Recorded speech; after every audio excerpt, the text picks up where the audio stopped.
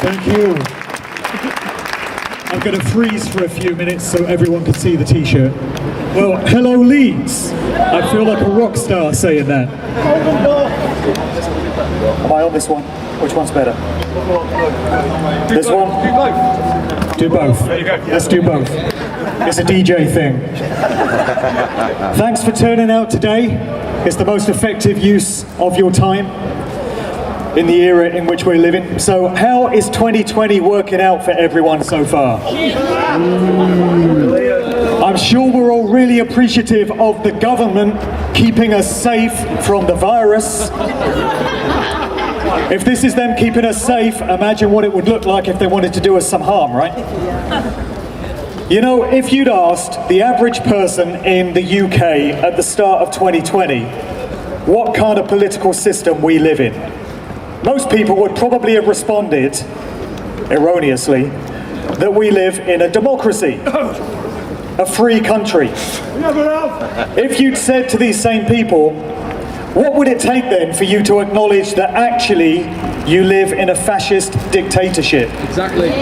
Would that involve you being told by the government where you can go, what kind of institutions you can frequent of your will, how many people you can have in your own house, whether you're able to go and see certain members of your family if you choose, whether you're able to go and visit your elderly parents if they happen to be in a care home, and whether you have the right to say what happens to their body should they pass away inside such care homes.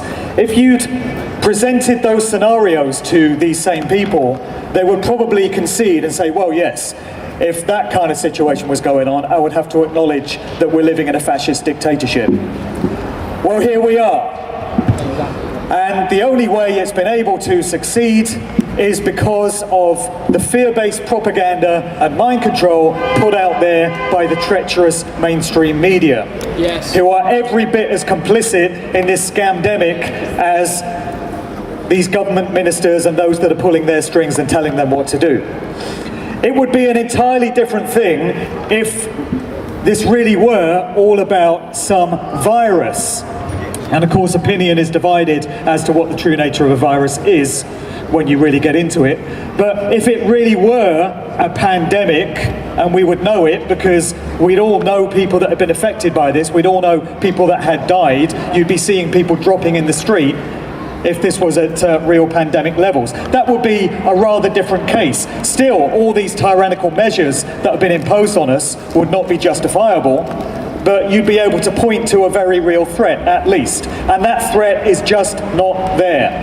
As 5 minutes independent research at an internet keyboard will tell anyone with the will to break free of the mind control of the mainstream media and start to think for themselves. It's a scamdemic. There is no threat, even by the official figures, which themselves have been manipulated and overemphasized. The death rate is something like a fraction of 1/10%, if you even buy that story. So there's something else that's going on here as well, and it's elements of satanic mockery. yes, Because the overlords of this scamdemic, when you really get down to their core nature, they are dark occultists. And we have networks and groups of these dark occultists, Satanists, Luciferians, that adhere to ritualistic belief systems.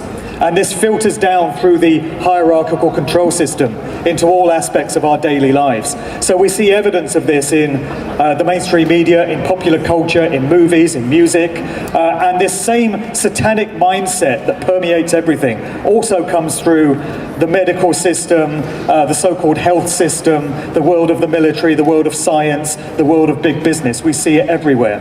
And what we have going on in society right now is a mass satanic ritual in which the majority of people are unwitting participants. The wearing of face masks is a satanic ritual. Look at Stanley Kubrick's Eyes Wide Shut movie, where he gave you some insights into what really happens at these so-called elite gatherings.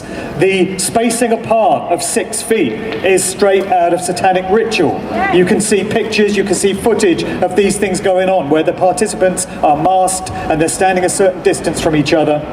Another tenet of the satanic mindset, satanic idealism, is the reversal and the turning upside down of everything. And what they like to do is to take things that are pure and natural and inherent to creation and turn them on their heads. And so we've got a situation now where people who are complying with their own enslavement, with their own tyranny, doing everything they're told by their overlords, wearing the masks, distancing, not having people around their house when they're told they can't, only going out at certain times of the day, being in by 10 p.m. They are being framed in the mainstream media and in polite society as good people, good citizens, virtuous people, doing what they're told, helping to stop the spread of the virus. And the likes of us here today are portrayed as dangerous rebels, putting everyone at risk, helping to spread this thing, you know, where the truth is actually the opposite of this situation. There is no virtue in complying with tyranny and slavery. Yes. There is no virtue in doing what you're told by paedophiles and Satanists. Yes.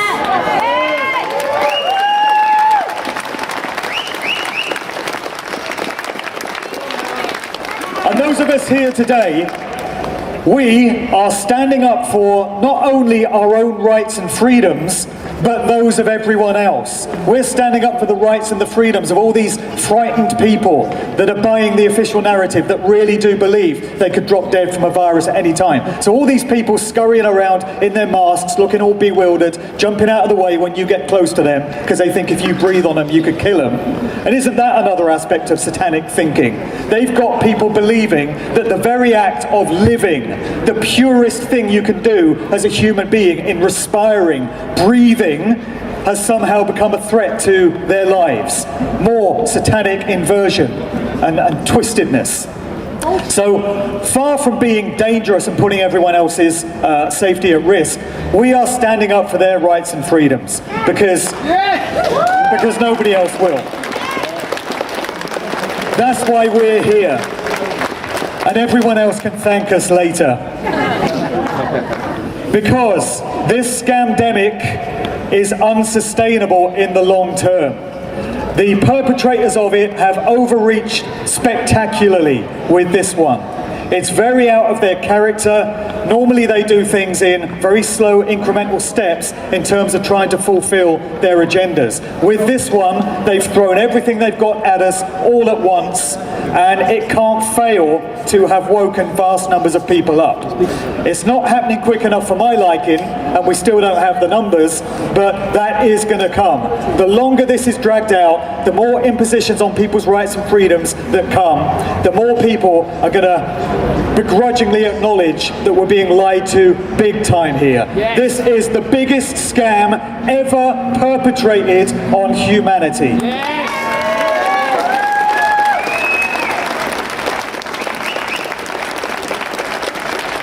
And it is going to be the undoing of the evildoers. This is the one that's going to finish them. They've overreached with it, and it's going to backfire on them. 100%. And all it really takes is enough of us to just stop complying with the madness. Yes. Imagine if all businesses that have been ordered to close just refused to do it. Yes. There was a gym in Liverpool.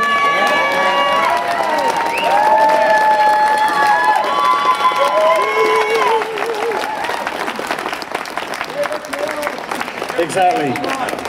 There was a gym in Liverpool which showed the way by refusing to close. They sent armed police in to force its closure. But just imagine if all other businesses in Liverpool, in that city, had stood side by side, shoulder to shoulder, and said, "We're not closing. Yes. None of us are going to do it. What can you do about it?" Nothing!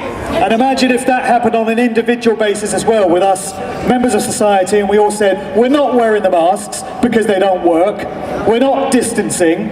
It's not social in the first place, it's antisocial, but we're not doing it because it doesn't achieve anything. If millions of people stood side by side and refused to comply, where would be the power then? So that's the dynamic that has to occur, and the longer this madness gets dragged out, the more chance there is of that happening. Exactly. We are going to win this one. We might have a bit of a bumpy road ahead. We might have a few more months of hardship to endure, but this is unsustainable in the long term. It's going to be their undoing. We are going to win this one. And there's only two sides.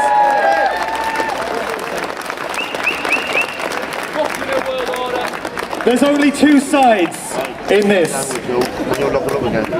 To paraphrase George W. Bush, who's not a guy I quote that often, but the one thing he did say which really resonated with me was at the time of 9/11, he said, "You're either with us or with the terrorists." Of course, they were one and the same because they were the terrorists, but the point he was making was there are only two sides. And there are only two sides in this. You either stand with the evildoers or you stand on the side of rights, freedom, justice, and truth.